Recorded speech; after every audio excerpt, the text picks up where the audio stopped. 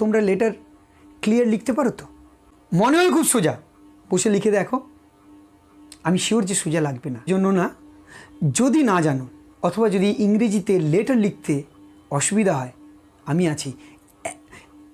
একটা unique process আজকে share করছি, যেটাকে ব্যবহার করে তুমি হাজার হাজার পার্সোনাল লেটার লিখবে উইথাউট এনি প্রবলেম। প্রাসঙ্গিক এই ছবিটা দেখো, বুঝতে সুবিধা হবে যে এর ফরম্যাটটা অ্যাকচুয়ালি চিঠির ফরম্যাটটা কেমন হয়।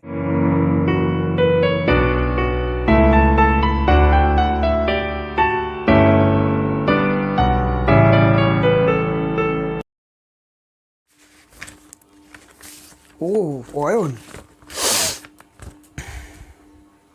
Invitation. Oh is it? Oh this is the letter. আমার বন্ধু অয়ন তার জন্মদিনে আমাকে নিমন্ত্রণ জানিয়েছে। অবশ্যই অয়ন যাব।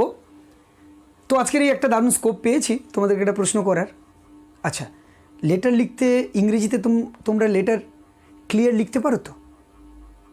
ইফ ইয়েস, তাহলে এই ভিডিওটা তোমাদের জন্য না। যদি না জানো অথবা যদি ইংরেজিতে লেটার লিখতে অসুবিধা হয়, আমি আছি।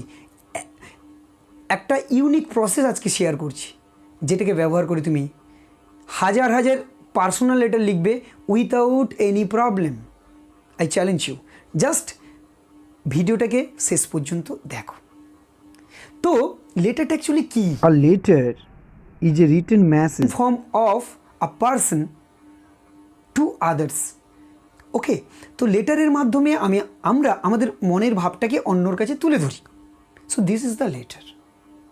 বাট আমরা যখন বেঙ্গলিতে লিখি ততটা কিন্তু কঠিন মনে হয় না। এটা হচ্ছে মাতৃভাষার আশীর্বাদ। কিন্তু যখন আমরা ইংরেজিতে লিখব, মনে হয় খুব সোজা, বসে লিখে দেখো।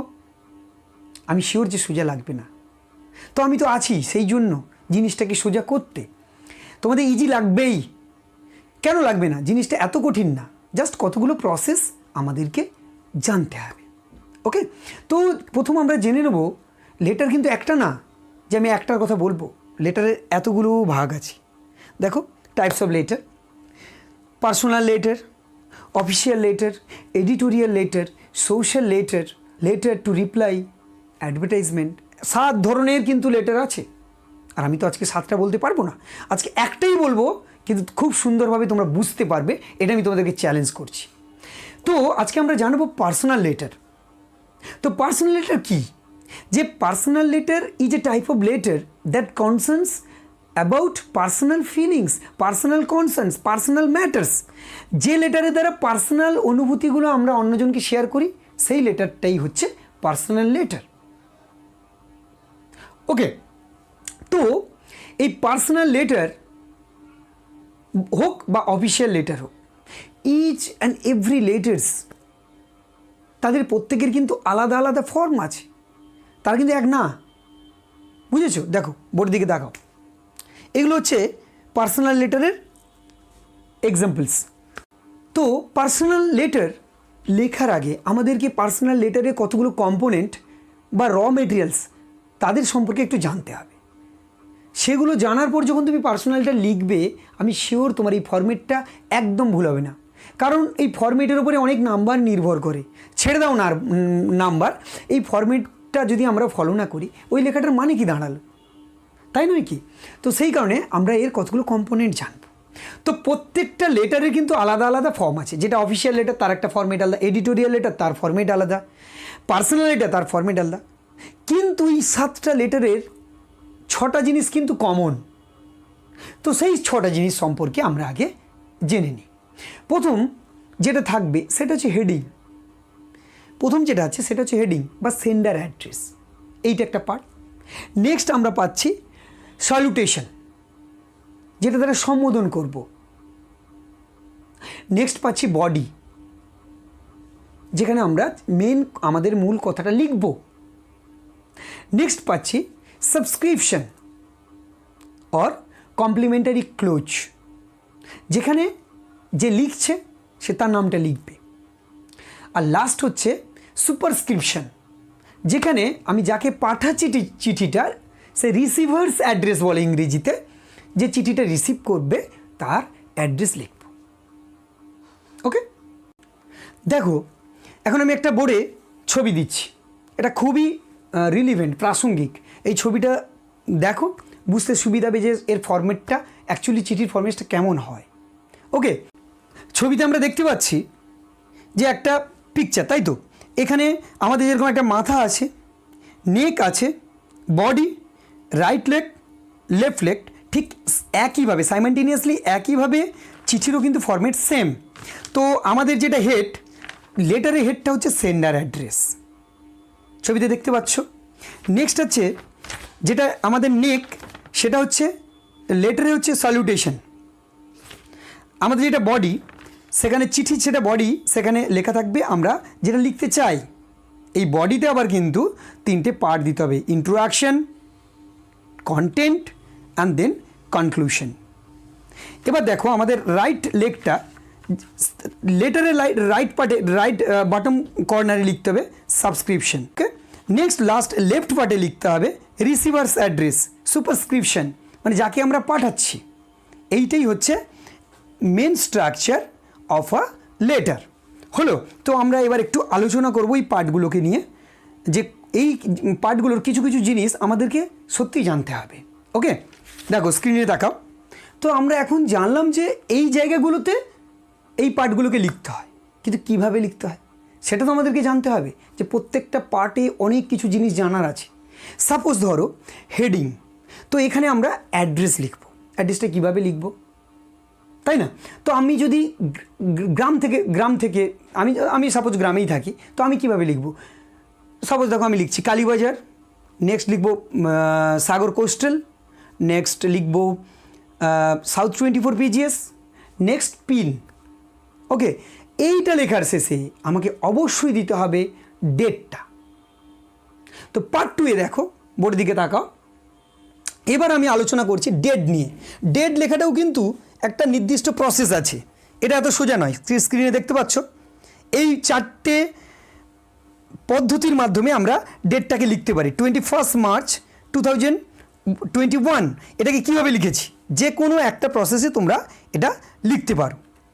এবার third part, in the case of salutation কীভাবে লিখবে? তো ক্লোজ রিলেটিভস হলে মাই ডিয়ার বরুণ হতে পারে, my dear Ali, my dear dad, my dear mother, তোমরা এইভাবে লিখতে পারো। যদি এটা ভেরি ক্লোজ রিলেটিভস হয় তখন লিখবে মাই ডিয়ারেস্ট। আবার যদি সেটা কম পরিচিত, কোনো অপেক্ষাকৃত কম পরিচিত কেউ হয়, তখন লিখবে ডিয়ার মিস্টার পল, ডিয়ার ম্যাডাম, ডিয়ার স্যার, এইভাবে লিখবে। ঠিক আছে, নেক্সট পার্ট বডিতে তো আমি বলে দিলাম যে 3টে পার্টে লিখতে হবে, introduction, next content and after that conclusion. And in field of complimentary close, এটা খুব গুরুত্বপূর্ণ জিনিস এখানে জানার আছে। যদি তুমি তার ক্লোজ ফ্রেন্ড হও তাহলে তুমি লিখবে ইয়োর্স লাভিংলি, অথবা ইয়োর্স লাভিং সান, ডটার, ফ্রেন্ড, নিফিউ, অথবা লিখতে পারো yours অ্যাফেকশনেটলি।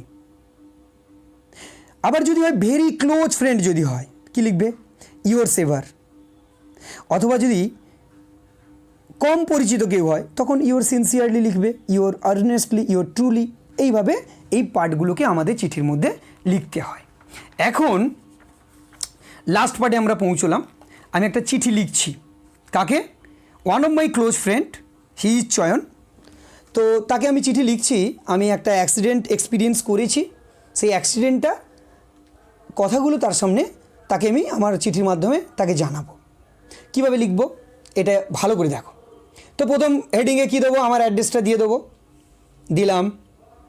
Next salutation, my dear চয়ন।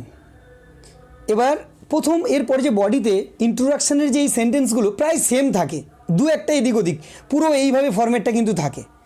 জাস্ট 4-5টা সেন্টেন্স তোমাদেরকে চেঞ্জ করতে হবে। ওকে, দেখো, just now I have got your sweet note, I didn't have any message from you since a long time. I thank you from the core of my heart for your letter.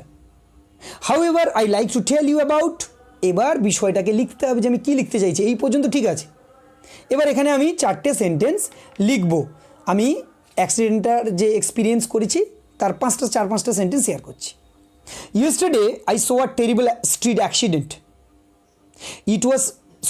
I was returning from school. Then I saw an old man crossing the busy road. Suddenly a speeding lorry knocked him down and went over it. I closed my eyes in fear till I remember the accident. And last line is, please be very careful when you walk in street. Okay, so that's the end of the body. Now next I am sharing my concluding few lines, and that would be the generally same. No more today, please pay my regards to your elders and remember me to all others. See you soon.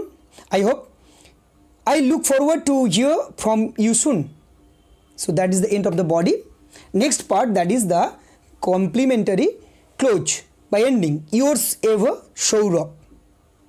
And last part, that is superscription. Here the recipient address should be given. এখানে আমি আমার বন্ধুর অ্যাড্রেসটা দিয়ে দেবো, যেটা already আমি দিয়ে দিয়েছি, দেখো।